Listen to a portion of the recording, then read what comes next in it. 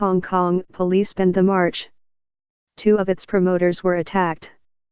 Still, crowds of black-clad protesters filled the streets of Hong Kong on Sunday in a display of continuing support for the months-long protest movement despite increasing restrictions from the authorities.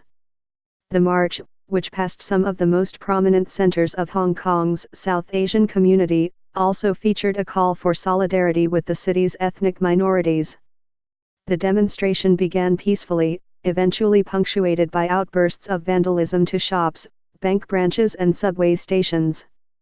In a reprise of the clashes that have grown common, protesters threw firebombs at the police and officers fired multiple rounds of tear gas at demonstrators. And there were hints of possible escalations in violence. The police used a robot to dispose of a suspected homemade bomb on a street in the Prince Edward neighborhood. It was not immediately clear what danger, if any, the object posed. 1 week ago, the police said that a homemade bomb was detonated, a first for the protests.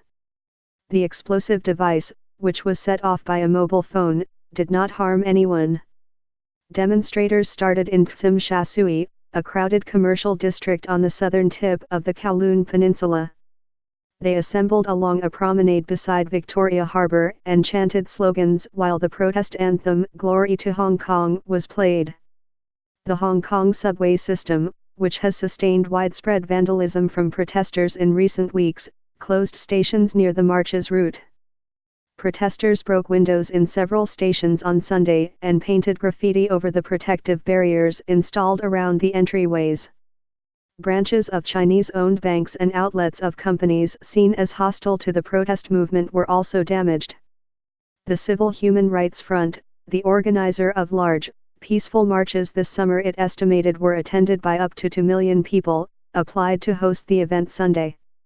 But the police rejected the application, saying that such demonstrations have often been hijacked by vandalism and violence.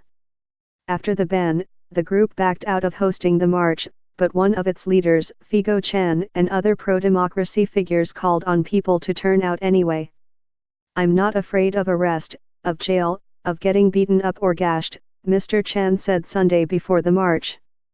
"But I hope people understand that to fight for democracy, freedom, and justice, we must sacrifice.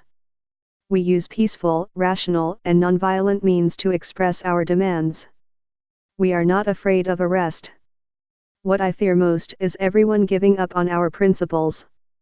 Another Civil Human Rights Front leader, Jimmy Sham, was attacked by men with hammers on Tuesday in Kowloon. Mr. Sham was released from a hospital, but was continuing to receive treatment and not able to attend the march, the group said.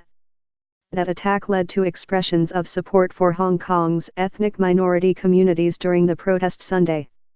Some unconfirmed reports said Mr. Sham's attackers were paid South Asian men, and people in the protest movement said they were worried that could lead to retaliatory attacks. Some demonstrators on Sunday stood outside the Kowloon Mosque and Islamic Center with signs calling on others to respect the building. "Be nice to religion," one sign read. As the police water cannon moved past the mosque, its gate and steps were doused with a stinging blue liquid that officers sprayed at protesters holding signs outside. "What can we say," said Yazbuta, a 28-year-old salesman, throwing his hands in exasperation after seeing the stained steps. "The police are crazy people, spraying chemicals at our mosque. This is where we come and worship every day." Picking up a broom, he brushed streams of the blue liquid into drains. The police said the spraying of the mosque entrance had been an accident, and contacted the chief imam and Muslim community leaders to explain and express concern. At Chungking Mansions, a building in Tsim Sha Tsui that holds several South Asian-run restaurants and shops, volunteers handed out bottled water to demonstrators. Kamal Kaka, who is from southern India and has lived in Hong Kong for more than a decade, said he was a little worried that protesters could target South Asians like him. But Mr. Kaka, 32, said he thought Hong Kong people should have a right to protest, as he stood on a side street in Tsim Sha Tsui, watching demonstrators stream down the district's main thoroughfare. "People are fighting for their freedom," Mr. Kaka said. After the attack on Mr. Sham, another protest supporter was seriously injured in an assault on Saturday evening. A 19-year-old man was stabbed in the neck and abdomen near a subway station in northern Hong Kong as he distributed flyers calling on people to join the march. He is hospitalized in serious condition, the government said. A 22-year-old man was arrested in the attack. The local news media quoted witnesses who said the attacker had shouted that Hong Kong was a part of China, and that protesters were damaging the city. Chinese officials and the state news media have denounced the protests as a separatist movement. Some Hong Kong marchers carried Catalan flags on Sunday to show solidarity with the separatist movement in Spain. Although some protesters have called for Hong Kong's independence from China, it is not a focus of the Hong Kong demonstrators or one of their official demands. The protests began over legislation, since withdrawn, that would have allowed extraditions to mainland China from Hong Kong. Hong Kong's top leader, Chief Executive Carrie Lam, said in September that the government would withdraw the proposal, but public anger with the authorities has remained high. The marchers on Sunday reiterated other long-standing demands, including an independent investigation of the police, amnesty for arrested protesters and the introduction of direct elections for the chief executive and the entire legislature. The organizers have also raised two newer demands, a reorganization of the police department and the scrapping of a ban on face masks.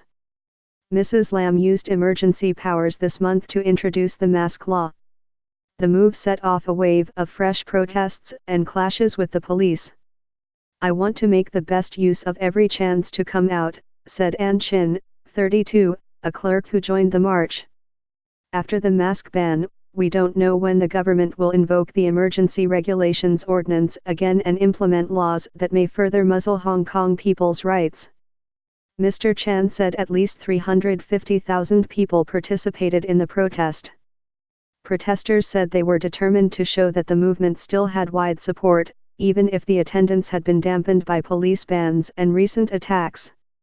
Jason Wong, a 26-year-old office worker, brought to the march 60-foot-long black banners signed by residents in each of the city's 18 districts with colorful markers, an effort aided by a team of volunteers.